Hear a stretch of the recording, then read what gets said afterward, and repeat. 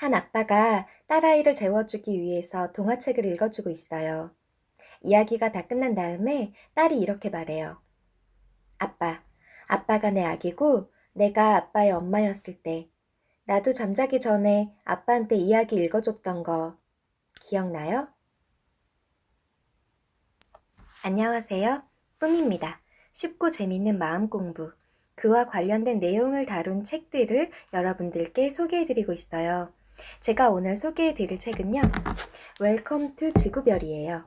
제가 지난번에 얘기해드렸던 우리가 이 세상에 태어나기 전에 우리 삶의 시나리오에 대해서 미리 설정하고 계획한다는 내용에 대한 구체적인 예들을 다루고 있어요.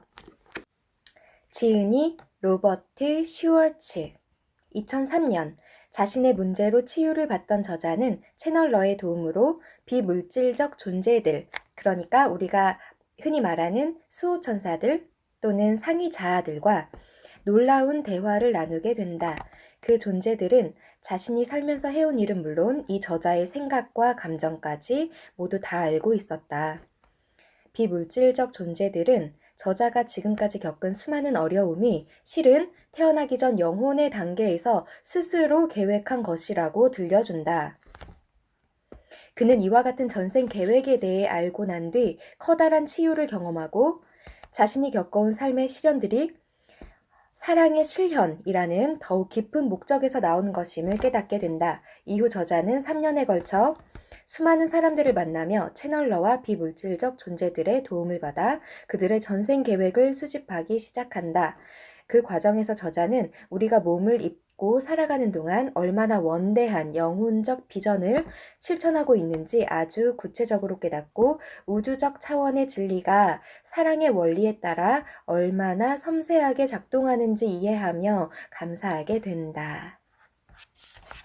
이 저자는 2003년에 마케팅 컨설턴트로 일하고 있었는데 삶의 별다른 재미도 느끼지 못하고 뭔가 길을 잃은 기분이었대요. 이분은 하느님을 믿는 사람이었는데 그냥 믿져야 본전이라는 생각으로 갑자기 이런 생각이 들었대요. 영매를 만나보면 어떨까라는 그런 뜬금없는 생각이 들었다고 해요.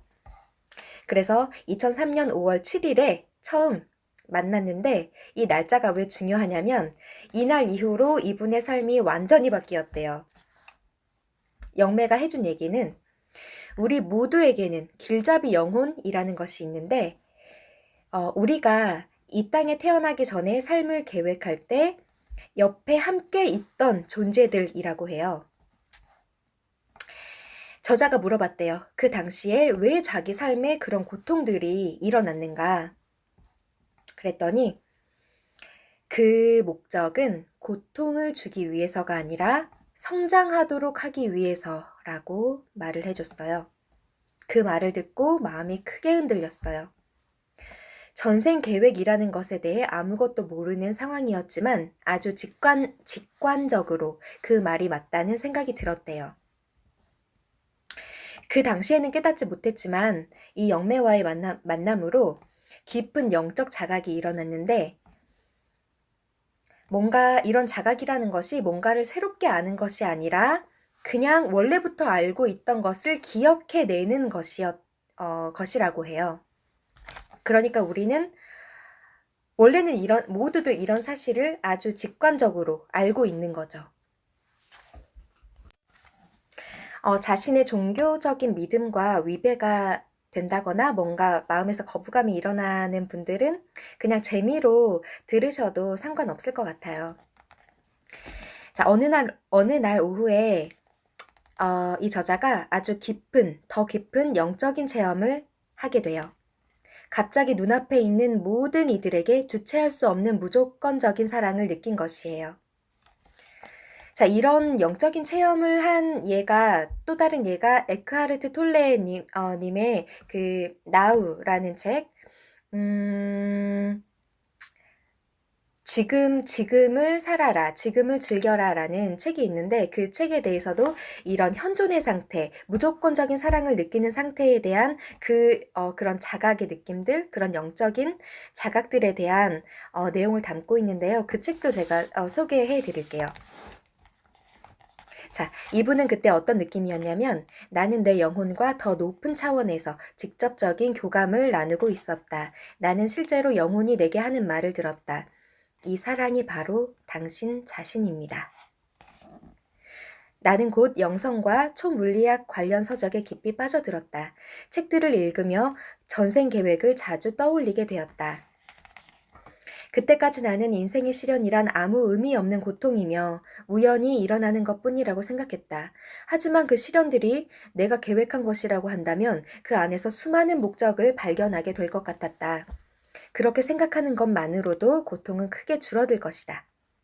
그뿐 아니라 내가 그 시련들을 무슨 이유로 계획했는지까지 안다면 그 시련으로부터 배움을 끌어낼 수도 있을 것 같았다.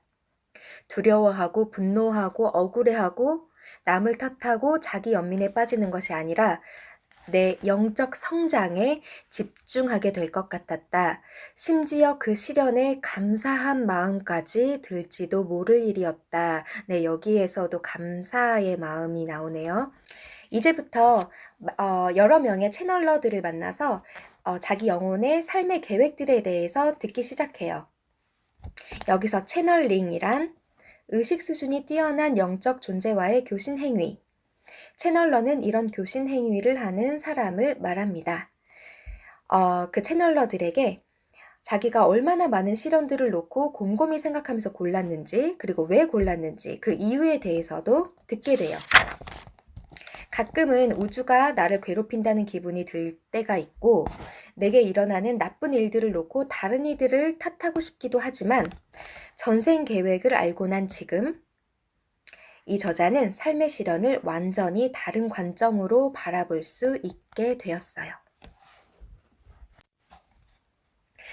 커다란 시련일수록 우리가 태어나기 전에 스스로 선택했을 가능성이 높대요.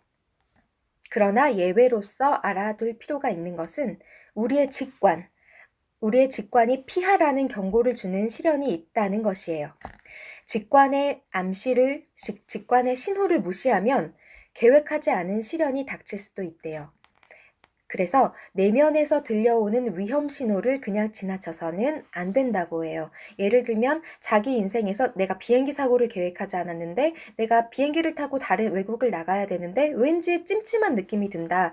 왠지 저 비행기는 타면 안 될 것 같다라는 느낌이 들면 타지 말아야 된다는 거죠. 우리의 마음의 소리, 직관의 소리에 귀 기울이는 연습을 하는 게 필요해요. 자, 성장은 우리가 어떤 경험을 계획했는지 여부와 상관없이 경험 자체에서 온다. 따라서 이 책은 당신이 삶의 시련을 정말 계획했는지 아닌지가 아니라 만일 시련을 계획했다면 그 까닭이 무엇일지, 그 이유가 무엇일지에 초점을 맞출 때 훨씬 큰 도움이 될 것이다. 자, 우리가 어떻게 전생 계획을 하느냐, 그 과정에 대한 설명이 나와 있는데요. 우리는 태어나기 전에 생을 함께한 영혼의 길잡이 및 다른 영혼들과 깊은 대화를 나눈다. 그러니까 어떤 조그만 방에 우리의 길잡이 영혼들, 우리의 상위 자아들, 수호 천사들이 있고 또 우리가 이번 생에 태어나서 우리와 삶을 함께 살아갈 내 부모님, 가족, 형제, 친지, 내 친구들, 직장 동료들 그런 영혼들이 다 함께 모여 있는 거예요. 그래서 함께 시나리오를 짜는데 그 시나리오는 어떤 거냐면 어떤 체스판이나 흐름도 같은 것 위에 지도로 그려진다고 해요. 그 체스판 위 네모칸들은 한 사람의 인생에서의 발전 단계들이라고 한다. 자, 여기서 함께 나누고 싶은 영화가 있어요. 바로 컨트롤러인데요.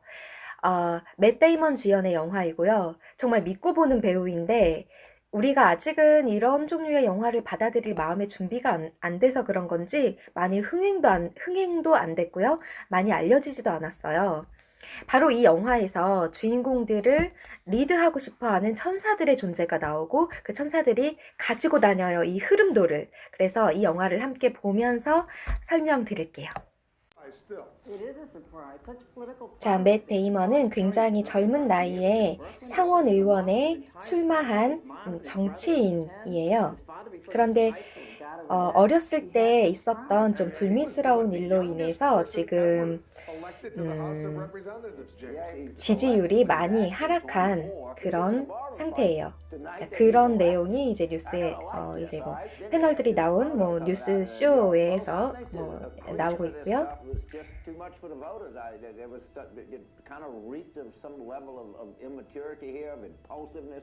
자, 이제 천사들이 나와요. 천사들이 이제 모여서 대책 회의를 하고 이제 어떻게 이 사람을 이 실망한 이 마음을 추스려서 의욕을 부추겨서 그 자신감 있게 해서 뭐 연설도 잘하고 그리고 계속 정치인으로서 길을 잘 가게 할 것인가 그런 대책들에 대해서 회의를 합니다. 자, 그래서 이제 이 여자 주인공을 만나게끔 동기부여를 하기 위해서 만나게끔 하는데요. 둘은 원래는 만나면 안 돼요.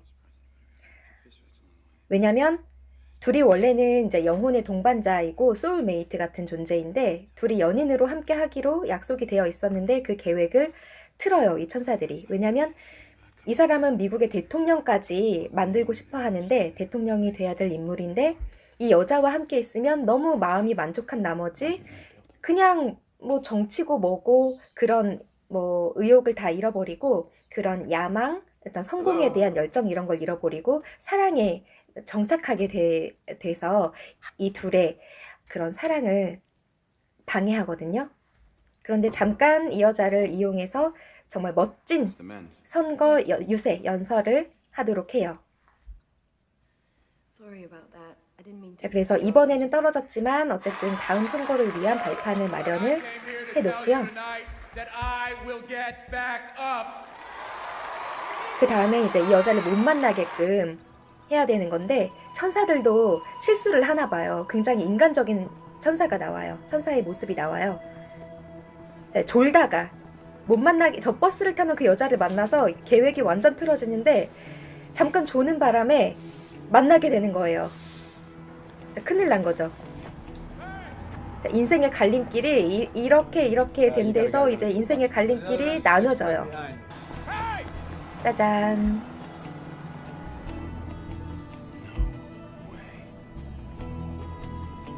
근데 이제 이 위에선 난리가 난 거예요. 자, 이제 이 흐름도가 나옵니다. 자, 이거예요. 이거예요. 이 흐름도. 인생의 지도 같은. 자, 이 사람이 이런 길로 가면 이런 인생이 흘러가고 저 여자를 만나면 이런 길로 가게 되고 길이 나뉘게 돼요. 이제 원래 천사들이 계획했던 거에서 다른 길로 이제 가게 되는 거죠. Oh my goodness me. That is very smooth. 자, 예전과는 다른 방향으로 가는 게 나와요. Why don't you let me spill some on you and then we'll be even? That's my number. Terrific, thank you. I'll call you.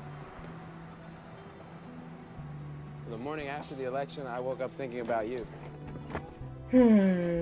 자, 이렇게 두 사람은 강렬한 재회를 하고 이제 수많은 방해와 장애물들 그런 것들을 거치고 나서 이 사람이 제1과 2의 길을 뛰어넘은 제3의 길을 선택을 해요. 저는 이 영화가 정말 멋있었던 게 이 주인공이 굉장히 주체적이고 용감하고 멋있는 선택을 해요. 그래서 자기들한테 주어진 운명을 뛰어넘어서 나는 이 하나님, 여기서는 의장님이라고 나오는데 그런 존재와 맞짱을 뜨겠다라고 해서 찾아가요. 자, 이 영화 정말 강추합니다. 기회가 되시면 꼭 보세요.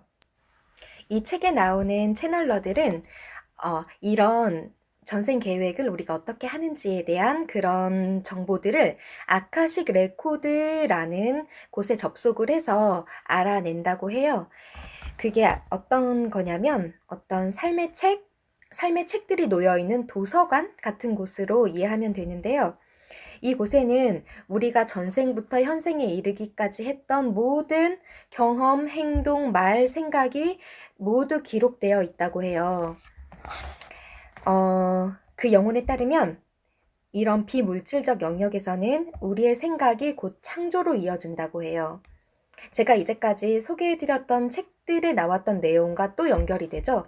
우리가 하는 모든 생각, 모든 말, 행동은 곧 창조로 이어진다. 그래서 어떤 말을 하고 생각을 하는지가 아주 중요한 거예요. 저자는 우리가 이 책을 마음으로 읽기를 권한대요. 우리 마음이 느끼는 감정이란 진정한 자기를 아는데 꼭 필요한 것이다. 감정은 머리로는 온전히 이해할 수 없다. 머리는 오히려 장벽이 된다. 방해가 된다. 많은 의미에서 삶이란 머리에서 가슴으로 옮겨가는 여행이다. 우리가 삶의 실현을 계획하는 것은 바로 이 여행에 박차를 가하기 위해서이고 다친 마음을 깨트리기 위해서이며 그리하여 마음을 더 깊이 이해하고 그 가치를 더 잘 알기 위해서이다. 우리는 왜 실현을 계획하는가 하면 바로 카르마의 균형을 맞추기 위해서라고 하는데요. 우리가 살면서 잘못하게 되는 일들이 있잖아요. 실수를 할 수도 있고 의도치 않게 다른 사람을 상처 줄 수도 있고 뭔가 죄를 지을 수도 있는데 그때 우주가 어떤 신이 우리에게 벌을 주고 처벌을 하는 게 아니라 단지 카르마의 균형을 맞춰주고자 한대요. 우주는 나쁜 일들을 일으켜서 우리를 벌주는 그런 일은 하지 않는다. 카르마는 마치 중력처럼 세계를 작동시키는 중립적이고 공평한 법칙이다. 자, 이제부터 구체적인 사례들이 나오는데요. 예를 들어서 존이라는 사람은 에이즈라는 병을 앓기로 계획을 하고 태어나요.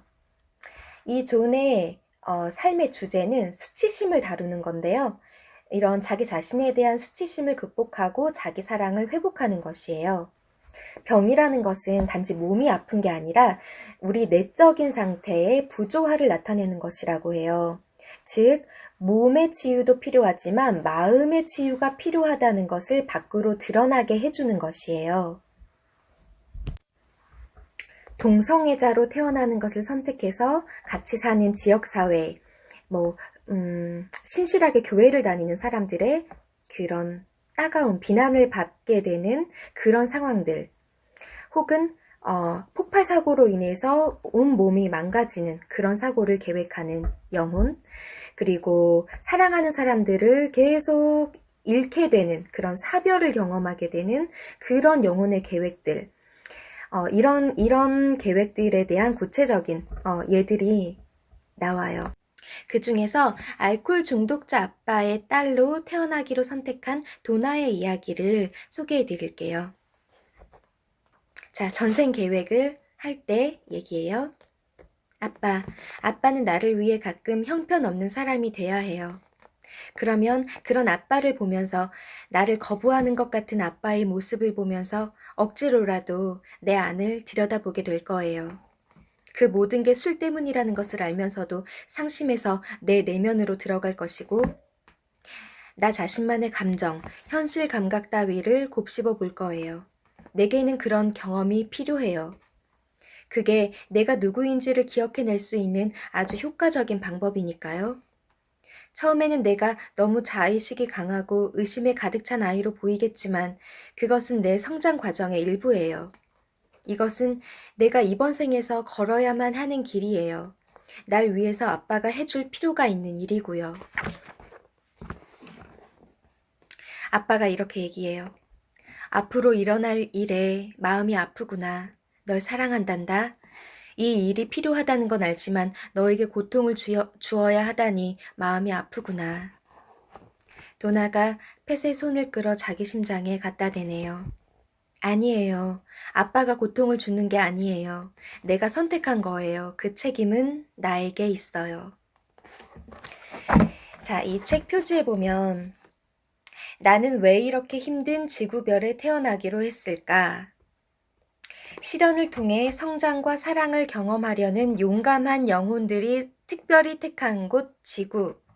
당신도 바로 그 중에 한 사람입니다. 라고 되어 있어요. 자, 우리는 이렇게 용감하게 이 험난한 지구라는 거친 파장을 지닌 지구라는 별에 태어나기로 선택한 용감한 영혼들입니다. 우리 모두 용기 잃지 말고 씩씩하게 살아가요. 다음 시간부터는 어떻게 하면 좀 더 삶을 행복하게 살아갈 수 있을지에 대한 구체적인 방법을 다룬 책들을 소개해 드릴게요. 다음에 만나요. 제발!